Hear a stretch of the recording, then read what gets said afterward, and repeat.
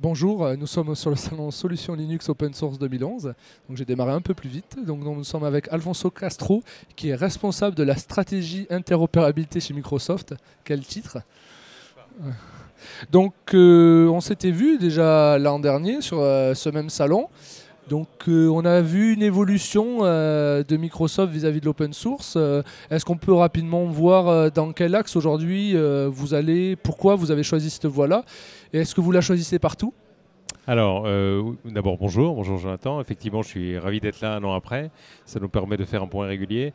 On a fait en sorte effectivement d'ouvrir notre plateforme vis-à-vis des autres technologies. Ça ne concerne pas que l'open source, mais aujourd'hui nous allons surtout parler d'open source.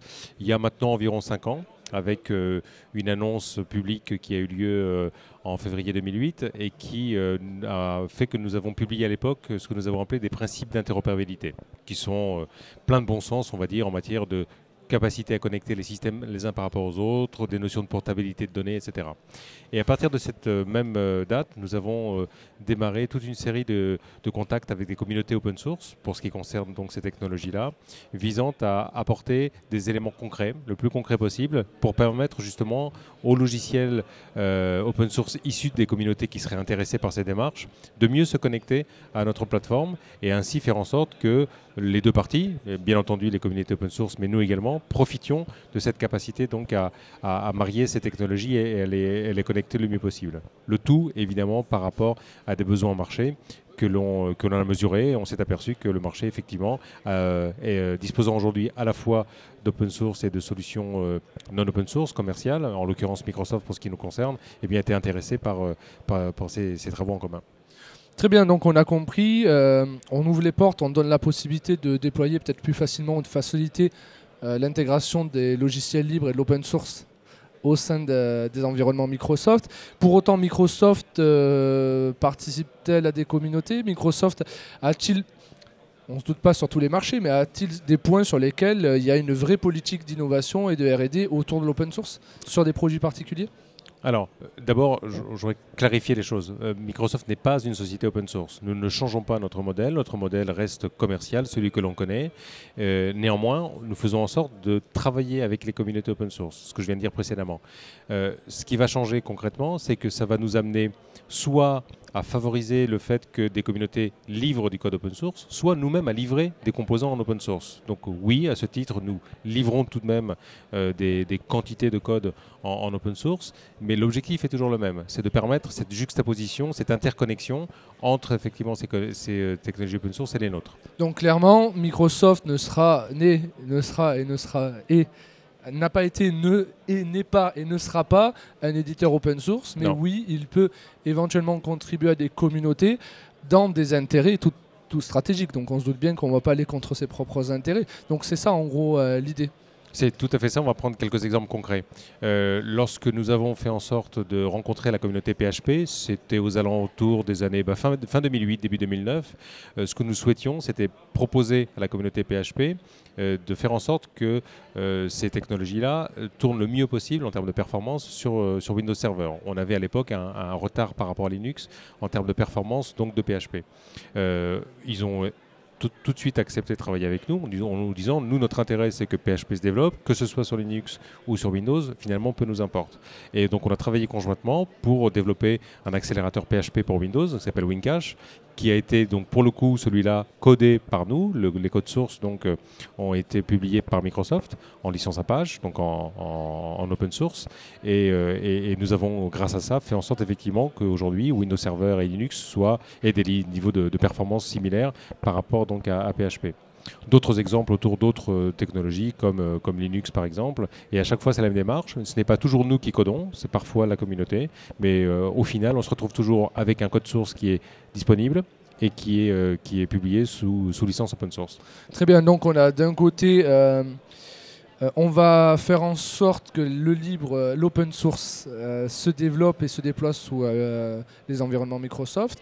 On va faire en sorte que les applications tierces autres que les operating systems se déploient sur des serveurs Linux ou dans des environnements qui peuvent être autres. C'est bien ça. Donc déjà il y a ces deux points-là. Et après, j'allais dire, il y aura une étape. Est-ce qu'on n'est pas en train, quelque part, de voir peut-être aussi une évolution du métier peut-être de Microsoft, d'un élargissement, justement, en disant que on est plus vraiment éditeur là, parce on va justement vers une notion de complémentarité d'outils, de complémentarité de couches qui ne sont pas toujours la démarche que peuvent avoir les éditeurs, par exemple, non?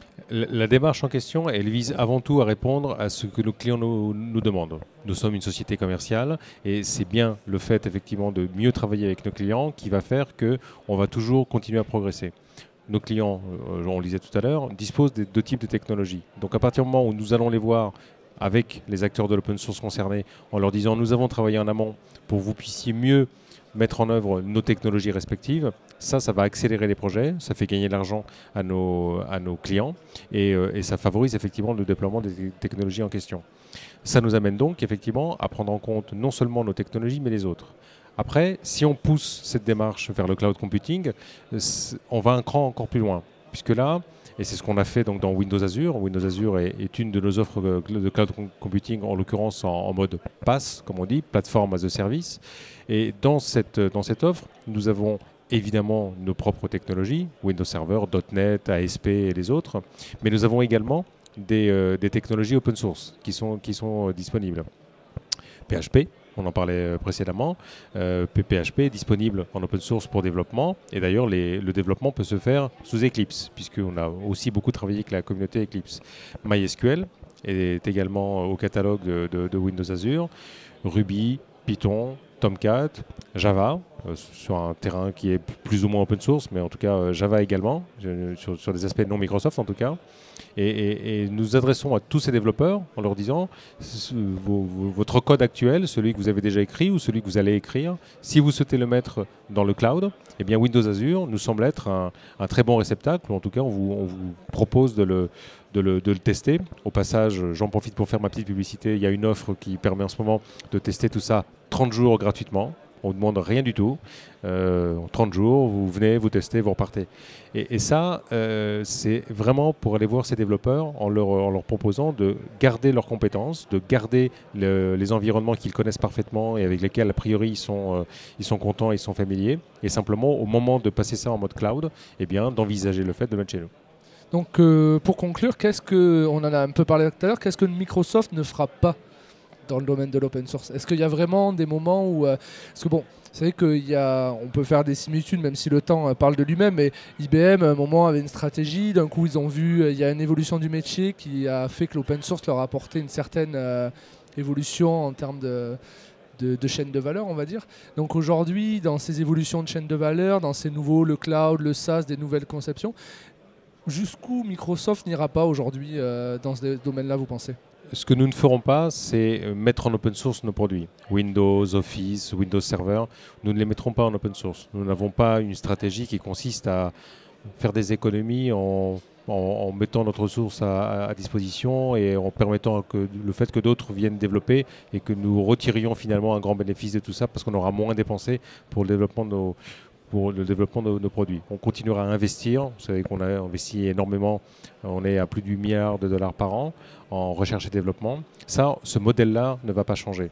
En revanche, nous allons continuer à multiplier encore plus que maintenant. On en fait déjà beaucoup, mais on va aller de plus en plus loin pour multiplier donc ces relations avec l'open source et cette interconnexion comme on l'exposait précédemment. Ça va s'amplifier et ça passe par l'acceptation de nombre de licences open source. Je rappelle qu'en juillet 2009, nous avons publié 20 000 lignes de code au noyau Linux en GPL V2, qui est la licence qui régit le noyau Linux.